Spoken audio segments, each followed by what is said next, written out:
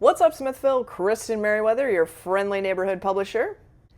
You know you're going to have a good city council meeting when the first thing you do when you walk in is they go into executive session and talk about parliamentary procedures and other legal matters.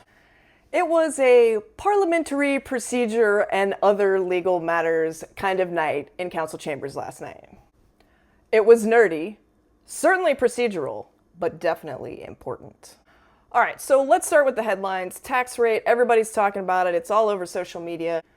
So just to clarify, the council did not set the tax rate at last night's meeting. That's going to happen likely at the next budget hearing.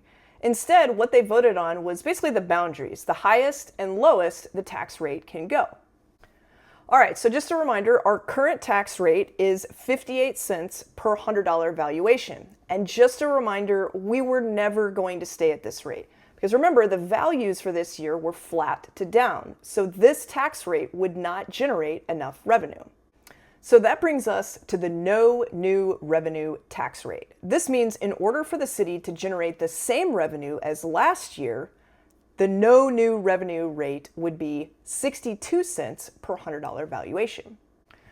All right, so that's on the low end of what the rate can be this year. On the high end, we have what's called the voter approval rate, also known as the VAR. So the city council can raise the rate to this level without having to get voter approval. And this year, that rate is 67 cents per $100 valuation. The last rate that's on that sheet is called the de minimis tax rate. That's primarily used for small cities like ours, but it's usually only used in extraordinary cases like a water main breaks or some sort of catastrophic event when the city actually needs to go over 3.5% voter approval rate.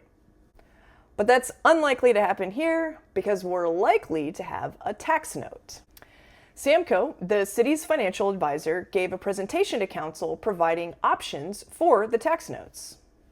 As it was presented to council last night, the council will have up to $2 million in a tax note for the general fund, and that could go towards things like police vehicles, police radios, radios for the firefighters, and a grant match for sidewalks along MLK.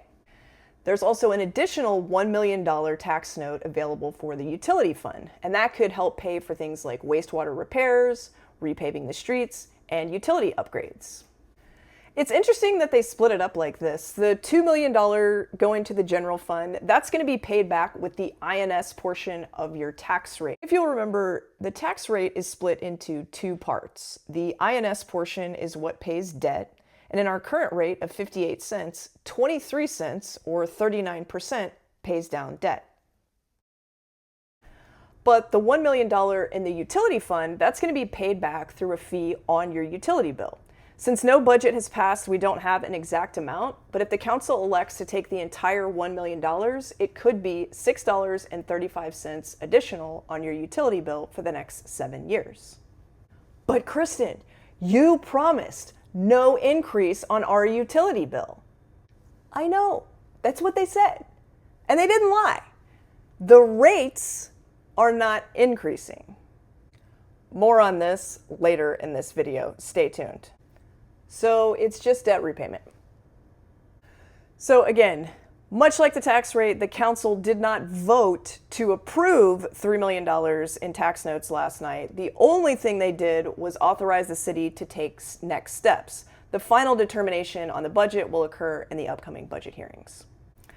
I will say this, during the discussion last night, we definitely got a preview of next week's budget hearing, and it is going to be a spicy pickle. At issue is a potential $250,000 expenditure for an economic development professional that Councilmember Mitch Jamison has been pushing for months. He's arguing that the investment will help generate badly needed revenue. At last month's budget hearing, the council prioritized the economic development expenditure and 3% COLA raises and HSA for city employees.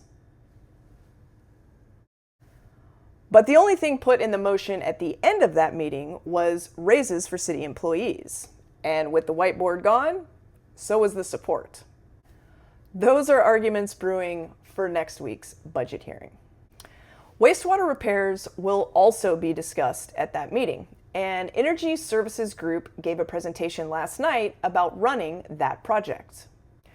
Part of that agreement is to do a study on our current electric rates. If you'll remember, we just had a $10 increase on our utility bills 2 years ago.